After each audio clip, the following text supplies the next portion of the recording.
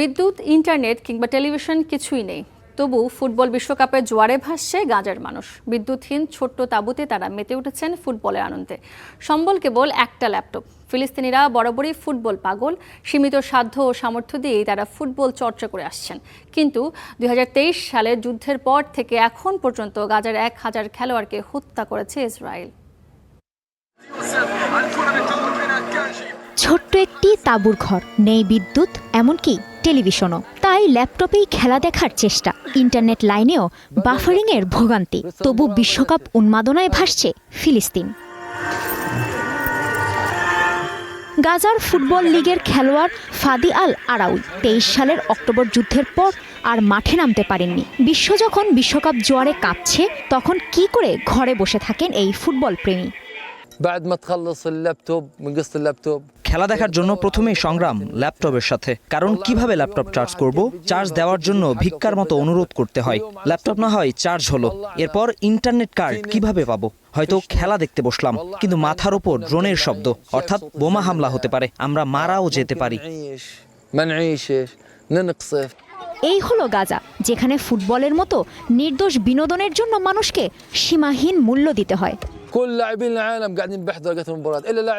বিশ্বের সবাই খেলা দেখছে, শুধু গাজার মানুষ বাদে। আমাদের দিকে তাকাও, আমাদের শিশুদের দিকে তাকাও, আমাদের অবস্থার দিকে তাকাও। 2022 সালেও আমরা নিজেদের ঘরে বসে কাতার বিশ্বকাপ দেখেছি। বিদ্যুৎ ছিল, সবকিছুই ছিল, কিন্তু আজ কিছুই নেই। মানুষকে খেলা দেখার সুযোগ দিতে দুটি বিকল্প বিদ্যুৎ লাইন ও ব্যাটারি লাগিয়েছেন গাজার এই রয়্যাল ক্যাফের মালিক। কিন্তু আতঙ্ক দূর হয় না, কারণ দখলদার ইসরায়েলের বোমাগুলো সবসময় মানুষের জমায়েত খুঁজে বেড়ায়। হামলার পর সহজ অজুহাত, হামাস যোদ্ধারা বৈঠক করছিল। এই ক্যাফেও যখন তখন লক্ষ্যবস্তু হতে পারে। আমি যখন ম্যাচ থেকে বের হচ্ছি, তখনও আমি প্রাণ হারাতে পারি। কিন্তু যত কষ্টের মধ্যেই থাকি না কেন, আমি চলতে থাকবো এবং সব কিছুর মধ্যেও আমরা ফুটবল ম্যাচ দেখব। ফিলিস্তিন ফুটবল অ্যাসোসিয়েশন বলছে, 2023 সাল থেকে চলমান যুদ্ধে গাজার 73,000 ফিলিস্তিনিকে হত্যা করেছে ইসরায়েল। এর মধ্যে 1000 জন ছিলেন খেলোয়াড়, ছিলেন শিশু কিশোর, পেশাদার অপেশাদার খেলোয়াড়, রেফারি সবাই। প্রায় 285টি ক্রীড়া স্থাপনা ধ্বংস করেছে ইসরায়েল। স্টেডিয়াম হয়ে উঠেছে ইসরায়েলের আটক কেন্দ্র।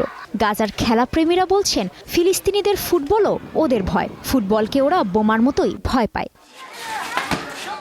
কাজী শাহরিন, স্টার নিউজ।